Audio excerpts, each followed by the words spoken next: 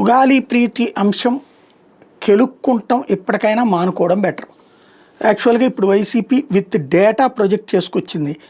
19/8/2017 తెలుగుదేశం ప్రభుత్వం అధికారంలో ఉంది. సుగాలి ప్రీతి హాస్టల్లో అనుమానాస్పద స్థితిలో మరణించినట్టు కనుక్కున్నారు. 26/8/2019 కేసుని అడిషనల్ ఎస్పీ స్థాయి అధికారినితో సిట్ దర్యాప్తు చేసింది. ఇది 2019లోది. సుగాలి ప్రీతి హాస్టల్లో అనుమానాస్పద మృతిలో చనిపోయింది 19/8/2017. 13/9/2017 జిల్లా కలెక్టర్ ఏర్పాటు చేసిన కమిటీ నివేదికలో అనేక అనుమానాస్పద అంశాలు వెలుగులోకి వచ్చినాయి.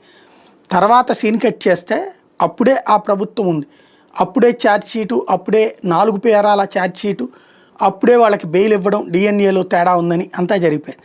26/8/2019 కేసుని అడిషనల్ ఎస్పీ స్థాయి అధికారినితో సిట్ దర్యాప్తు చేయించేసేందుకు ముందుకు వచ్చింది జగన్ ప్రభుత్వం. ఎందుకని 28/9/2018 డిఎన్ఏ మ్యాచ్ అవ్వని కారణంగా నిందితులకు బెయిల్ మంజూరు చేసేసింది. అంటే 2017 ఆగస్టు 19న అమ్మాయి చనిపోతే సెప్టెంబర్ 13న కలెక్టర్ ఆధ్వర్యంలో కమిటీ వేస్తే 28 సెప్టెంబర్ కల్లా డిఎన్ఏ మ్యాచ్ అవ్వని కారణంగా నిందితులు బెయిల్ కూడా మంజూరు చేసింది నెల రోజుల్లోనే.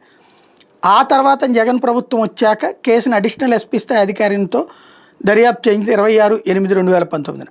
ఆ తర్వాతన కేసును సిబిఐకి అప్పగిస్తూ 27/2/2020 ఉత్తర్వులు ఇచ్చింది.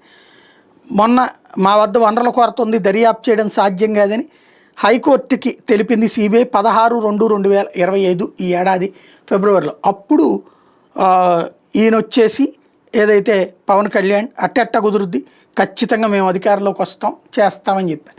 ఇప్పుడు వచ్చేటప్పటికి అమ్మాయికి ఇచ్చిన ఇల్లు నా కారణం, ఇంటి స్థలం నా కారణం, ఉద్యోగం నా కారణం, అదే న్యాయం అని చెప్తున్నారు. అదెట్లా అన్నదే ఇప్పుడు ప్రశ్న.